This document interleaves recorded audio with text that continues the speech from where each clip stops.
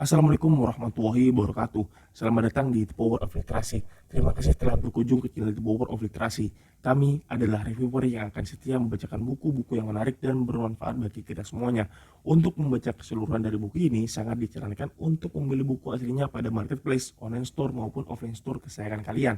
Sebelum melanjutkan mendengarkan audiobook ini, jangan lupa simetrikan posisi kalian, ambil minum dan makanan untuk menemani waktu kalian ke depannya. Jangan lupa kalian subscribe, like, komen, dan share jika menurut kalian bermanfaat. Oke, langsung saja kita masuk ke bagian intinya.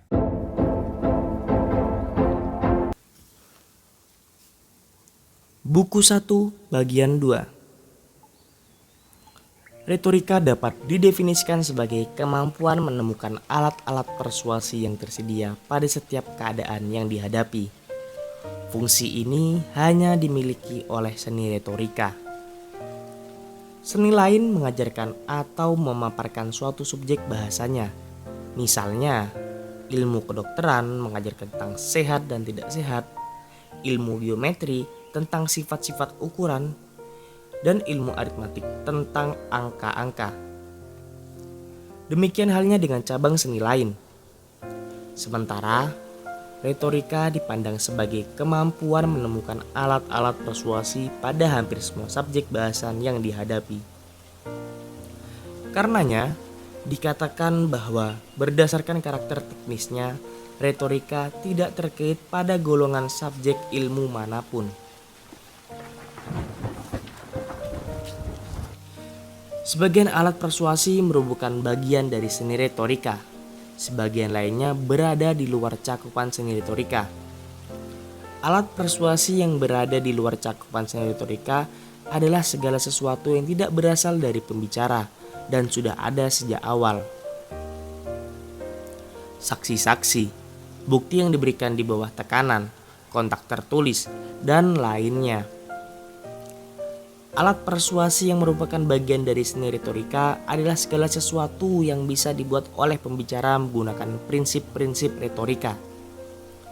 Yang pertama hanya tinggal digunakan, sementara yang kedua harus ditemukan. Ada 3 macam alat persuasi yang dapat dibuat oleh pembicara. Yang pertama ditentukan oleh karakter personal pembicara. Yang kedua, dengan menempatkan audiens ke dalam kerangka berpikir tertentu. Yang ketiga, ditentukan oleh pembuktian-pembuktian yang semu yang berasal dari isi pidato itu sendiri. Persuasi berhasil dicapai melalui karakter personal pembicara jika isi pembicaraan sedemikian hingga membuat pendengar berpikir bahwa pembicara adalah seorang yang memiliki kredibilitas. Kita akan dengan cepat memberi kepercayaan kepada orang yang kita anggap baik.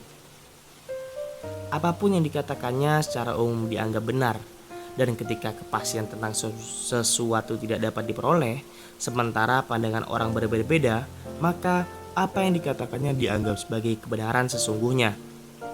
Persuasi yang seperti ini, sebagaimana persuasi lainnya, harus dicapai melalui apa yang dikatakan oleh pembicara, bukan melalui apa yang orang pikirkan mengenai karakter pembicara sebelum ia mulai berbicara. Beberapa penulis risalah retorika berasumsi bahwa karakter yang baik yang diperlihatkan pembicara tidak memiliki kontribusi terhadap kekuatan persuasinya. Padahal sebaliknya, karakter dapat dikatakan merupakan alat persuasi paling efektif. Yang kedua, persuasi akan sampai kepada pendengar ketika isi pembicara bisa menggerakkan emosi pendengar. Penilaian orang ketika merasa senang dan dalam suasana bersahabat berbeda dengan ketika merasa sedih dan dalam suasana tidak bersahabat. Pengaruh seperti inilah yang diinginkan dihasilkan oleh para penulis risalah retorika saat ini. Sebagaimana telah saya katakan di muka, bahasan mengenai hal ini akan dibicarakan secara detail saat membahas tentang emosi. Yang ketiga, persuasi efektif dapat dicapai melalui isi pembicaraan. Ketika kita bisa membuktikan kebenaran atau kebenaran semu dengan menggunakan argumen-argumen persuasif yang sesuai dengan keadaan yang dihadapi. Dengan demikian, terdapat 3 alat persuasi yang efektif. Seorang yang ingin melakukan persuasi yang efektif harus dapat 1. Mengajukan alasan dengan logis. 2. Memahami karakter dan kebaikan manusia dalam berbagai bentuknya. 3. Memahami emosi, yaitu mengetahui nama, penjelasan, penyebab, dan cara memunculkannya. Dengan demikian, bisa dikatakan bahwa retorika adalah bagian dari dialektika dan juga ilmu etika. Ilmu etika dapat juga disebut ilmu politik, karena alasan ini retorika dikatakan juga sebagai ilmu politik dan ahli retorika disebut ahli politik. Baik karena ketidaktahuan, keinginan untuk membanggakan diri, atau karena kelemahan karakter manusia sendiri. Faktanya, retorika adalah cabang dari dialektika dan memiliki kesamaan dengan dialektika. Sebagaimana telah dikatakan di muka, baik retorika maupun dialektika bukan merupakan kajian dari suatu subjek ilmu tertentu dengan berkaitan dengan kemampuan membuat argumen. Demikian penjelasan mengenai ruang lingkup dan hubungan di antara keduanya.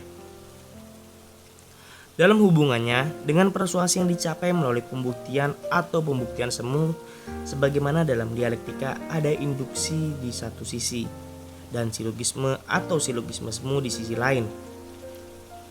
Hal yang sama berlaku di dalam retorika.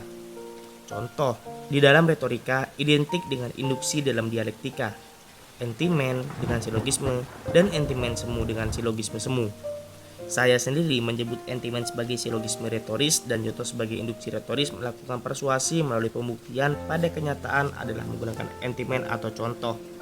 Tidak bisa tidak, karena pembuktian pasti menggunakan silogisme atau induksi.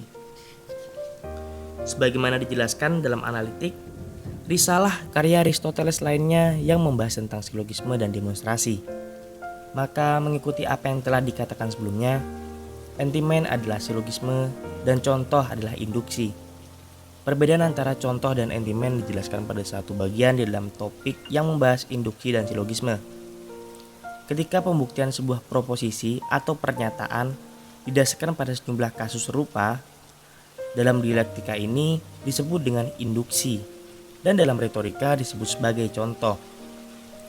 Ketika dinyatakan bahwa proposisi-proposisi tertentu adalah benar, maka selalu atau lazimnya proposisi selanjutnya yang benar-benar berbeda yang merupakan hasil dari proposisi-proposisi tersebut juga pasti benar. Dalam dialektika, inilah yang disebut dengan silogisme, dan dalam retorika, ini merupakan entimen. Dengan mudah, kita juga bisa melihat bahwa setiap jenis oratori atau seni bicara di depan umum ini memiliki manfaat sendiri-sendiri. Jenis-jenis oratori ini menurut saya, sebagaimana telah dijelaskan dalam metodik, risalah karya Aristoteles lainnya yang membahas tentang cabang-cabang logika, dapat diterapkan sama baiknya di dalam retorika. Pada jenis oratori tertentu, mungkin contoh lebih efektif. Pada tipe lainnya, bisa jadi entimen yang lebih efektif. Dengan pola yang sama, beberapa orator mungkin baik dalam penggunaan contoh. Lainnya baik dalam penggunaan entimen. Pidato yang mengandalkan contoh tetap bisa persuasif. Tetapi pidato yang mengandalkan entimen mengunggah sambutan pendengar yang lebih besar. Sumber-sumber contoh dan entimen serta penggunaannya yang tepat akan kita bicarakan kemudian. Selanjutnya, terlebih dahulu kita akan mendefinisikan masing-masing prosesnya dengan lebih jelas. Sebuah pernyataan bisa bersifat persuasif dan kredibel dengan sendirinya atau dengan dibuktikan oleh pernyataan lain. Pada kedua kasus tersebut, sebuah pernyataan bersifat persuasif karena ada seseorang yang dapat diyakinkan karenanya. Namun tidak ada seni yang membuat teori tentang kasus-kasus yang sifatnya individu. Ilmu kedokteran misalnya tidak membuat teori tentang apa yang bisa membantu menyembuhkan Socrates atau Kalias, melainkan tentang apa yang bisa membantu menyembuhkan beberapa atau semua golongan pasien. Ini adalah masalah tersendiri. Karena kasus individu jumlahnya tidak terbatas, sehingga tidak ada pengetahuan sistematis tentangnya. Dengan pola yang sama, Teori retorika tidak berkaitan dengan apa yang sesuai dengan individu tertentu, seperti Socrates atau Hippias, tetapi berkaitan dengan apa yang sesuai untuk golongan orang tertentu. Hal yang sama berlaku pada dialektika. Pada dialektika, silogisme tidak dibentuk dari materi yang bersifat acak, seperti imajinasi orang tidak waras, tetapi dibentuk dari materi yang dapat memicu diskusi. Retorika juga berbicara tentang subjek-subjek yang bisa menjadi bahan perdebatan. Fungsi dari retorika berkaitan dengan hal-hal yang kita diskusikan tanpa seni atau sistem yang memandu kita. Dengan pendengar yang tidak bisa dengan cepat memahami argumen yang kompleks atau mengikuti alasan panjang berantai. Subjek yang menjadi bahan perdebatan retorika adalah hal-hal yang dapat memberikan berbagai alternatif kemungkinan. Sesuatu yang tidak akan ada orang lain lagi yang akan membuang waktu untuk memperdebatkannya baik di masa lalu, masa sekarang, dan masa yang akan datang.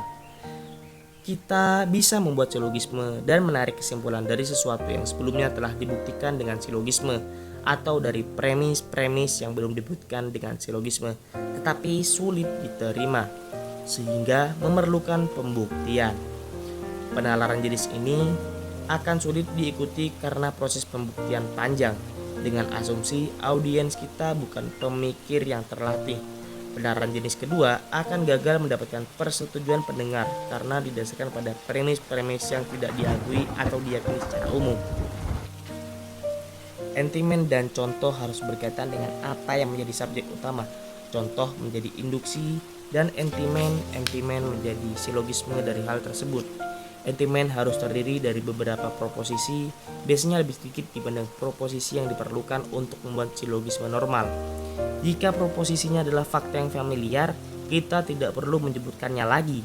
Pendengar akan memahami dan menambahkannya sendiri, sehingga menunjukkan bahwa Dorius telah memenangkan suatu kontes berhadiah mahkota cukup dikatakan karena ia telah memenangkan olimpiade, tanpa menambahkan dan hadiah dalam olimpiade adalah sebuah mahkota, sebuah fakta yang telah diketahui semua orang.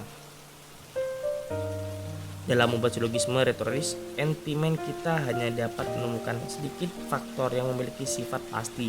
Dalam banyak hal di mana kita membuat keputusan dan penyelidikan, kita lebih banyak menemukan fakta yang menjanjikan berbagai alternatif kemungkinan. Karena yang menjadi bahan diskusi dan penyelidikan kita adalah perbuatan kita, dan semua perbuatan kita memiliki karakter ketidakpastian. Jarang sekali yang ditentukan oleh kepastian. Kesimpulan yang menyatakan tentang sesuatu yang bisa atau mungkin terjadi pasti ditarik dari premis-premis yang menyatakan hal yang bersifat sama. Seperti halnya kesimpulan yang pasti ditarik dari premis-premis yang pasti. Seperti telah dijelaskan analitik, dengan demikian jelas bahwa berproposisi yang membentuk basis dari entimen sebagian besar adalah sesuatu yang biasanya benar. Meskipun ada juga yang pasti benar, material dari entimen adalah kemungkinan dan tanda yang bisa kita lihat masing-masing berhubungan dengan proposisi yang biasanya benar dan pasti benar. Kemungkinan probabilitas adalah sesuatu yang bisa terjadi, yang memiliki kategori kontingen, tidak pasti, atau variabel tetap. Definisi lain menyatakan bahwa kemungkinan mencakup semua kategori hal yang bisa terjadi. Kemungkinan memiliki pola hubungan umum universal menjadi khusus. Tanda terdapat dua jenis. Yang pertama menghasilkan hubungan yang sama dengan pernyataan yang didukungnya sebagai hubungan khusus menjadi umum, yang lainnya umum menjadi khusus. Tanda yang mutlak benar-benar disebut pembuktian sempurna. Tanda yang tidak mutlak benar tidak memiliki nama spesifik. Tanda yang mutlak benar adalah tanda yang menjadi dasar sebagai silogisme yang tepat. Ini menjadi bukti mengapa tanda seperti ini disebut pembuktian sempurna. Saat orang berpikir apa yang dikatakannya tidak dapat disangkal, maka mereka berpikir telah memberikan pembuktian sempurna. Artinya hal tersebut telah membuktikan dan sempurna. Karena kata perhas, akhir atau batas memiliki arti yang sama. Dengan kata tekmar dalam pengucapan kuno, tanda jenis pertama yang membawa hubungan khusus ke umum pada proposisi yang didukungnya dapat diilustrasikan seperti ini. Misalkan dikatakan fakta bahwa Socrates bijak dan adil adalah sebuah tanda bahwa bijak dan adil. Di sini kita memiliki sebuah tanda yang meskipun proposisinya benar, argumennya dapat disangkal karena tidak membentuk silogisme. Misal, di sisi lain dikatakan fakta bahwa ia demam adalah tanda bahwa ia sakit, atau fakta bahwa ia menyusui adalah tanda bahwa ia baru saja melahirkan. Di sini kita memiliki tanda yang mutlak benar.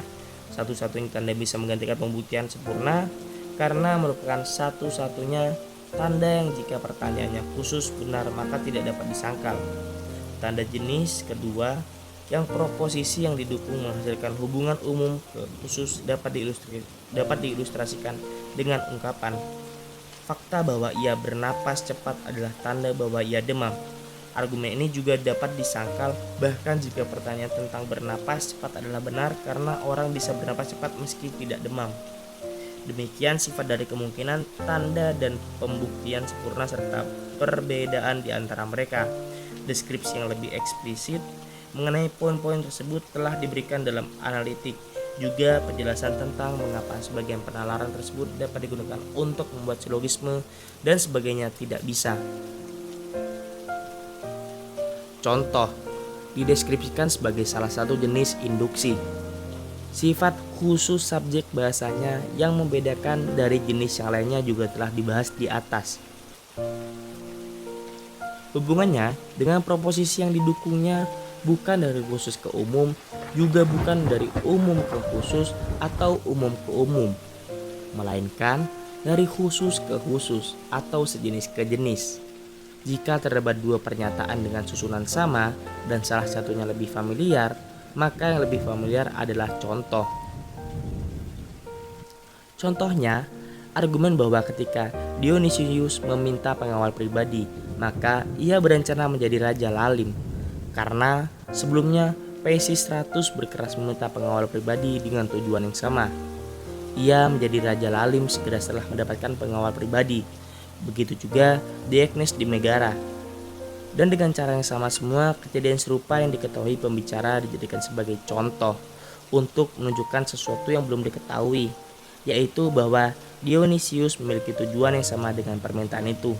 Semua contoh itu mengacu pada satu keyakinan umum bahwa orang yang meminta pengawal pribadi bertujuan menjadikannya dirinya Raja Lalim. Kita cukupkan sampai di sini penjelasan tentang sumber-sumber alat persuasi yang dikenal memiliki sifat demonstratif.